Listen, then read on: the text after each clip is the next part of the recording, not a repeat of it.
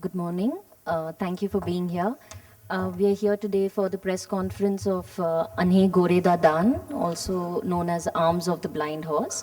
I'll begin by introducing myself. I'm the consultant for India for the Venice Film Festival. And we have here with me the director and the producer of the film. Here's Gurvinder Singh, who is the director of Anhey Ghorhey Da Daan. And also joining us is Neena Lath Gupta, who's the producer of the film. She's the managing director of the National Film Development Corporation. If any of you have any questions, you can ask, or I shall just ask Gurvinder a few things that I have been thinking about the film. First of all, Gurvinder, congratulations on a wonderful debut.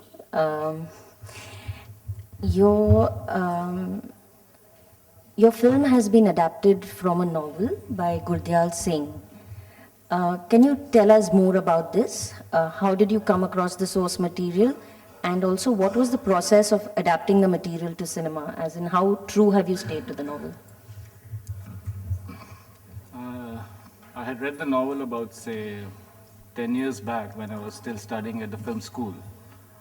And what struck me about the novel was the structure of the novel, of the story, the way the events unfolded, the relationship of time and characters, and how the story moved from one space to the other, how new characters came, the old characters got left out, and the story went on a journey which was quite unpredictable. So just the unpredictability of the narrative excited me. And 10 years ago, I thought I would make a film on it, and that was the first screenplay I wrote and did it. As far as the process of adaptation is concerned, I think the main thing in the film is what you see is actually the space. So when you read something, you imagine the space. Not even the characters come into the space, but it's the space which is the most important. And when I started writing the screenplay of the film, I was a little unsure what I was doing. And then I decided for myself that I have to go and visit. I have to go and visit the space in which the film would be set. And so I made a trip. I spoke to the writer, what kind of what location he had in mind when he was writing the story. And I went there. I went to this small town called Bhatinda, and I roamed around the town. I went to the villages nearby, and then suddenly everything started falling into place. And that's actually where the screenplay came out from the locations actually. Okay. I exactly knew where to shoot. So, and then I came back and started writing the screenplay. Okay. So, you have shown, like you said, that the film comes out of the space, and you have prominently shown two places or two locations in your film. One is, like you said, the town called Bhatinda, and the village there. Could you tell us more about these places exactly? Where are they located in India? How far are they from each other? And because just geographically. I mean, first of all, there's a kind of in cinema, I think the physical space does not matter as much as the mental space does. Yeah. For me, this was for the convenience of shooting, they are very close to each other. Okay. But it creates the mental distance is much more in the film, I think, when you look at it. And so for me, it was a question of creating that mental distance between the contrast between the city and the village, and the mental space between the two. So that was more exciting for me to work on, rather than any physical proximities or physical distances. Okay. Yes. Is the novel also based in Bhatinda? It doesn't mention the name. It doesn't mention it all. The story. The novel does not mention the name of the city or the village at all. Okay. It talks of a town which is on the verge, or which is beginning to get industrialized. That's all. So, but how did you choose Bhatinda? Why did you choose Bhatinda? As I said, because the author was living there. The author was living there, and then when I visited that town, then I could relate to all the spaces there with the story. Probably the author himself had said this Yes, yes, yes, yes. I have a question for Nina. Nina, could you please just emphasize the role of NFDC in the film and what it is to be, was it to be a producer on Gurvinder's film? I would like to think we were hands-off producers. No, NFDC's mandate is really to promote new filmmakers. It's played a huge role in the past in promoting new talent and as also in promoting regional language films in India. I think the one thing that is very significant about Indian cinema is the multilingual diversity of Indian cinema. And so to make a film in Punjabi, and Gurvinder was a first-time filmmaker, and it was an exceptional script, so it was a logical choice to make. Yes. Okay. And yeah, and I must say, as she said, they were totally hands-off, and I was completely free to make the film the way I wanted to. So, which is something, I mean, an artist can't ask for anything more than that. Right, okay. And Nina made a point that it is a film in Punjabi, and I want to take up on that. Actually, that's what's very unique about your film, that you have taken a very, I mean, you've made art house cinema in Punjabi, if I may say so, because the Punjabi industry also, you know, which then ultimately becomes the Bollywood industry, which has got a huge Punjabi inclination, is known for its cinema, you know, with music and, you know, dances and, you know, you see a completely different aspect of Punjab. When people try to imagine Punjab being an Indian, it is all about celebration. And now in your film, you see a completely different side. I wanted to ask you, this connection to this film in Punjabi, is it only because you found good source material in Punjabi, or are you going to be making more films in this language? Yeah, of course, I was looking for good source material in Punjabi. It's not as if I just found it. So I was very consciously looking to make a film in Punjabi, and I was looking for source material. And I have traveled extensively through the states. So I mean, so when traveling there, there were so many social, cultural dimensions, political dimensions, which I felt had, which was never touched by the cinema in Punjab at all. I mean, I think they are not even touched now by Indian cinema at large. Even if there's a political theme, you will find it in the mainstream Hindi film. It's kind of trivialized, and maybe it's like a backdrop of some romance. So there is no real kind of political, social, hard-hitting political cinema in India anymore, and for me it was also kind of. I had never thought I will be interested in political or social issues, and I was more like a kind of like a very what you say, kind of more interested in the aesthetics of the cinema rather than the issues on which I would be making the film. But now, with this film and now with even the next film I want to make, I realize I'm so much more interested in the political dimensions of things, Okay. and looking at the history of the nation. Talking of issues like caste, society, political movements. Now, next film I'm going to set in the 80s when there was a movement, a militancy movement in Punjab, and there was a demand for a separate Sikh state. So the next film is set in that time. So yeah, for me I think because in India, cinema either has been kind of a very elitist, very aestheticized kind of art house cinema, or it has been a very kind of a very socially conscious, but not very evolved in its cinematic language. Or then there is the third, the Bollywood, which kind of trivializes the political and the social. So largely, I'm not saying all the time. So for me, it's interesting to bring the political and the aesthetic together. Somehow, I'm trying to do that. This was my first film. I don't know how much I've succeeded, but that excites me. And,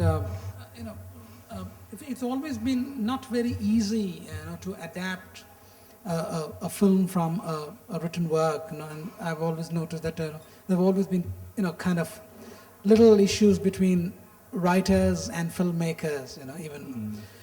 Did you find anything like that with your author? Or did he, kind of took him into confidence at every step and kind of? Yeah, first of all, I made it clear to the author that cinema is a completely different medium. Absolutely. Don't think you're going to see don't think I'm going to kind of illustrate your novel.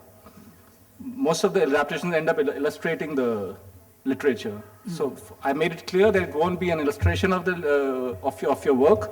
It will be a completely independent identity. It will have its own entity. It will be a complete different identity of its own.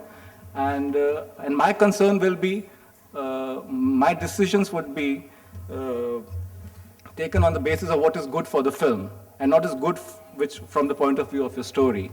So he understood that and gave me complete freedom actually. And how true is your film to the story itself? I mean, if you look at this, of course, I mean, when you read something, it's abstract. Absolutely, yes. Literature is more abstract in that sense, and when you adapt it, you get into specificities of location, of characters, of faces, of So for a filmmaker, it's interesting because what might take 2 pages in a novel to describe can actually be done in 1 shot. So how a filmmaker does that? It's very intuitive actually. You don't do it consciously. When you are shooting, it happens. It's because even in a script, what you write, maybe you write the description of a scene in 1 paragraph, but when you're on the location, how you relate to the space, how you relate to people, Characters, yes. You might end up doing that 1 paragraph in 1 shot. You might end up doing it in 2, 3, 4 shots, and then another completely something else happens in the editing now, and where that shot fits and whether it's required at all in the narrative or not is something which then gets decided at the editing table.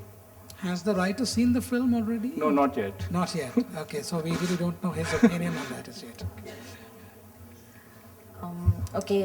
Your film, it shows your characters, as being helpless and victims of some larger injustice. You've also shown that the quality of life is not better in the city as compared to the village. I mean, one gets the sense that whether you're in the village, you've not romanticized either space. There's a certain restlessness, and the situation seems extremely grim. Now, this is obviously a fictional adaptation of a mood or an atmosphere that's prevalent. I just wanted to know that while you were shooting in these locations, did you sense similar circumstances in the lives of the people? Absolutely, I did, and that is why I could not work with actors.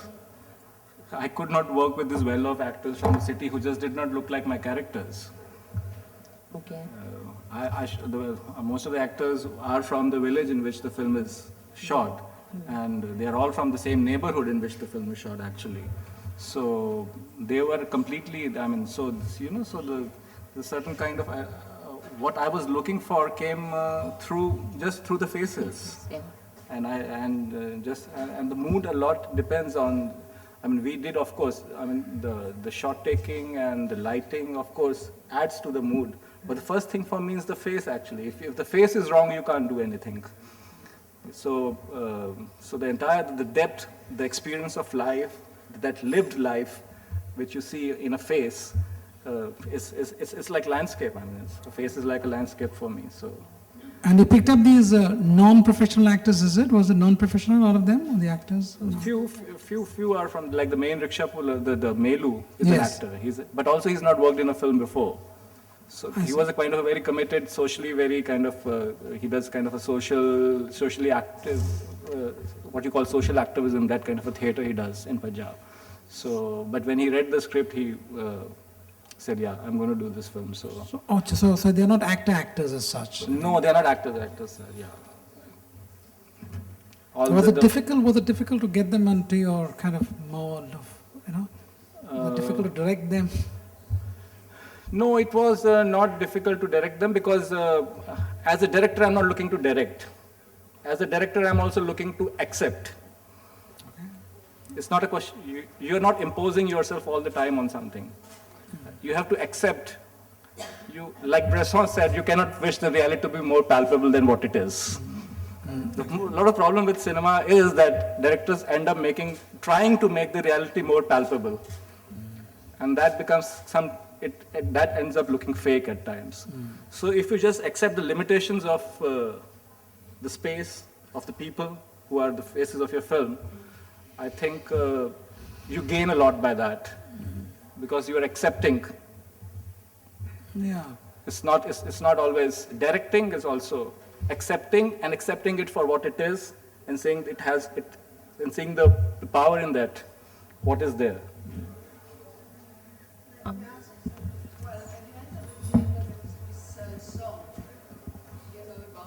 God. Sorry, is this one? Yes, there was that song about God and accepting, I suppose, destiny. Is what you meant? I mean, I was wondering whether it meant that people were accepting what was happening, and they did try to change, maybe have an opposition, but in the end they have to give in, or it meant that maybe in the future there will be other ways. I'm asking you. It's not about, I mean, if you look at the film, it's not about, it's not giving any answers, or it's not giving any solutions, or it's not telling that what you have to do to better your lot. It's, it's about that simmering discontent which is there in people. Yes, but to me, that I'm not from that culture. So to me, it meant somehow as if, that there's a culture where they accept things as they are, even if they have tried to change, It's true to an extent, yeah. Yeah. Yeah, I mean, I think Indians are a very tolerant people and we are a very accepting people. I mean, we see a lot of mess all around us, we see misgovernance, we see a lot of issues, but we just don't it's not a society which protests too much. Yes, that's what was. Yeah. At least that's what it is now, I yes, feel. and then in the film, there's some images here and there where I thought that it was, because of the very traditional, these people, and it was very, nice to see all those people dressed in a way. They were made like a photographic picture. I thought it was very good. But at the beginning, there was the father, I think, he was smoking, a cigarette. Mm. And I thought, what is he trying to say? That things are changing. There is another culture coming in little by little, or? No, smoking is all the people smoke in the villages. It's, okay, no, but because he had about the Sikhs. About the Sikhs. Yeah. Yeah, that's. That's what I mean. That's what I meant. Yes. Yeah, no, they all these. I've seen amongst these. They're called the so-called Dalits, who are the low castes in India, and who converted to Sikhism. To you can say to escape the caste system. They have not given up. They also, if you look at the house, there was one photograph of a Sufi saint, an 11th century Sufi saint, who came from Baghdad, Saki Sarwar, his name was. So a lot of them are actually not into kind of mainstream. You can't call them the mainstream. They look at kind of. They do go to other places, or they even go to Muslim places and Hindu places, and I must say that it's quite accepted in the villages. But you will not find somebody smoking in the city. You will not find a Sikh smoking in the city, but it's very common to find people doing that in the village. Yeah, and also just because of the attire doesn't mean he's a Sikh. Nowhere it's stated that they are Sikhs. Okay.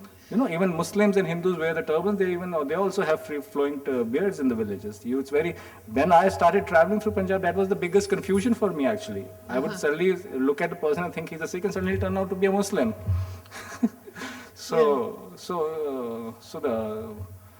That's what I found very interesting. So there's such a stark difference between the urban image of the way the religion is projected in urban societies and the way it is actually practiced and tolerated, and the digressions are tolerated in the villages is much more actually. Yes, yeah, that's what I find interesting. To me, it was very interesting to see the real India, the real world, because up to now we haven't seen many films, I think, portraying that.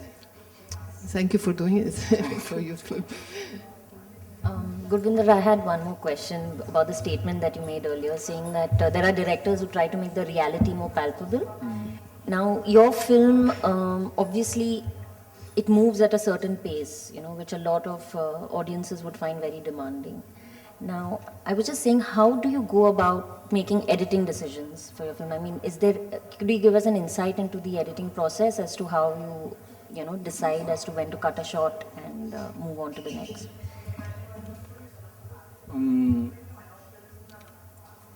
For me, it's exciting to either cut the information in between or to withhold that to hold it longer than what it is required. So if a shot is cut at a point where just the information is ended and what it's meant to give, I think that just becomes very predictable. I haven't either you just don't give the complete I really don't let the shot kind of unfold completely and reach its logical conclusion and break it in between, or you let it go beyond what it was supposed to do.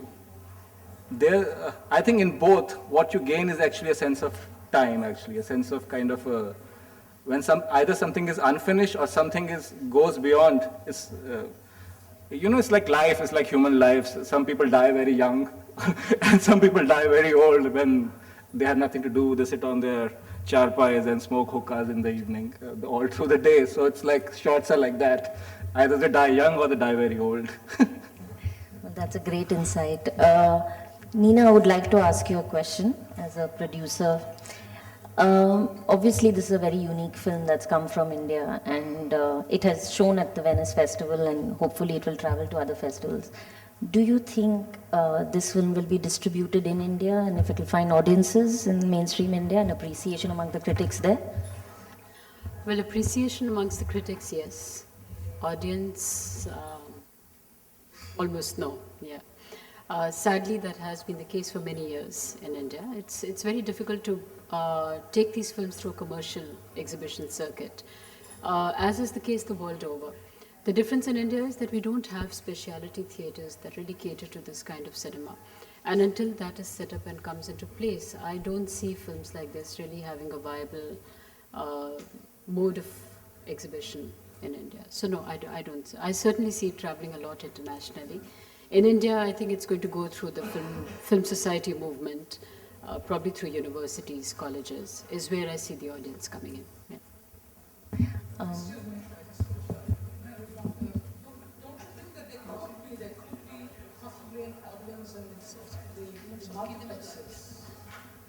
don't know. I sometimes feel that there could be an audience in multiplexes. Well, we tried it. Supposing you were to bring the film to Madras, supposing you were to bring the film to Madras, there's a huge Punjabi population in Madras. If the film were to get some kind of an advance notice, I'm sure you could at least you could fill up for a week. One show, certainly, that's what I feel. Well, our experience of having released earlier films in multiplexes has been that it's not worked. Not worked. And the simple reason is that multiplex tickets are priced in a manner that doesn't make it easy for Indian audiences to go too frequently to multiplexes. So invariably, when you have to limit your choices of film viewing, you would then confine your choices to what would be considered a source of entertainment for the entire family, because film viewing is a family experience in India. It's still not individual driven.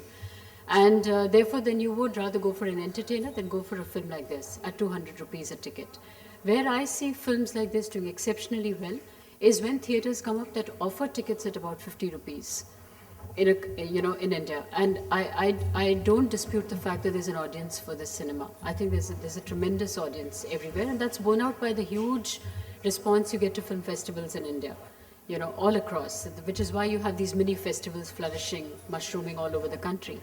So it is there, but I personally do not believe that multiplexes are the route to take over here, simply because of the ticket pricing. Yeah, but I think in Tamil Nadu, the ticket pricing is really good. It's 120 rupees. You can't have a price that's more than that, beyond that. So then we will try to show the film in Tamil Nadu. Just telling you, you can't have any ticket that's priced beyond 120. So we as I said, we will try to that's show a government the film rule, over actually. Also, one should not just look at it linguistically, as you said about the Punjabi population. But with English subtitles also, with another film, while we're talking of propagating Indian cinema internationally, I think at the same time we need to look at taking Indian cinema across regions in India, because you have a country that makes films in 25, 26 languages. So it's very important that you should be able to show a Punjabi film in Tamil Nadu. Absolutely. I completely take your I point. agree with you there. I And agree. likewise, see a Tamil film in Calcutta and a Bengali Yes, film in yes, Punjab. yes. But This is not happening actually. it's not happening, and it needs to happen. Which is really- I just do not believe that multiplexes are probably the solution for that. I don't know. If it were the solution, it would have happened by And now. our mainstream media, the so-called Delhi and Bombay-centric media, whether it's the English media, which actually doesn't talk of any other cinema other than Bollywood and Hollywood. Yeah. Indian media is very star-struck actually. It's not even cinema-struck, it's star-struck. Yeah, we can continue this conversation over coffee. Thank you so much for your participation, and thank you, Nina, for your insights on producing. And Gurvinder, it was great to know your process of directing. We wish you all the best, and I'm sure this film will do well. Thank you.